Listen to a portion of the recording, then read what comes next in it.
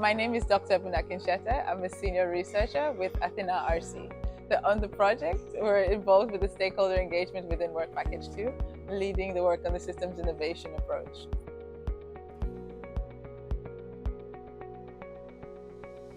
So far, in the first 2 years of the project, we've had a very structured approach, a very structured framework with fixed workshops that all the different case studies and the living labs that they've developed have been involved in.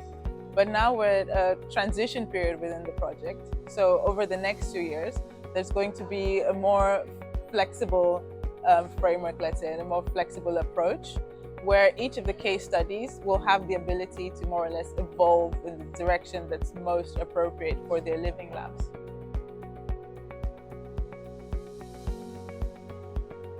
So it's been very interesting watching the evolution of the different living labs. So from the very beginning, when we brought the different stakeholders together, obviously they came together because they had a common interest in whatever the issues were. But it's also been very interesting to see how they've forged closer relationships in trying to develop, first of all, understand the challenge on a more deeper level, but then also develop their shared visions and start constructing these innovation pathways towards those visions and seeing how that can be achieved. Some of the living labs are already at the stage where they've selected a first innovation along that pathway and are quite eager to see its implementation and see where it's actually going to take the work that we've started within the project. At this point, we're getting a lot of questions about, okay, what happens beyond the project? So what's the legacy of the project and what happens with the living labs? And that's always very exciting to see, because it means that, first of all, we're doing something right, there's interest, but there's also appetite in sustaining the momentum.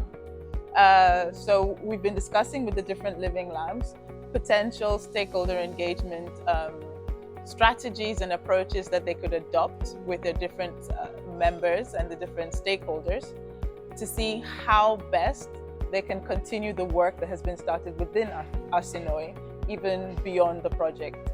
What's been particularly interesting about the process is that I think highlighted how much people still work in silos, whether it's based on sectors or even sometimes within organizations. And there isn't really enough cross-sectoral interaction. So in a lot of cases, when we started these living labs, that was actually the first time that we had such a mix of these actors in the room together at the same time. Even though a lot of their work is very much interdependent, there hadn't been the opportunity or the space to have these kind of shared discussions until we triggered them with the ARSINOE project.